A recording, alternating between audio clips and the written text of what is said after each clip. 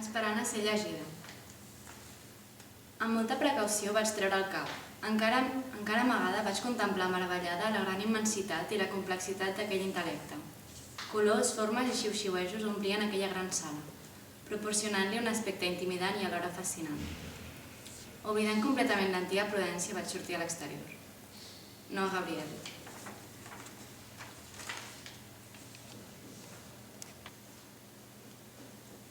Paper mullat.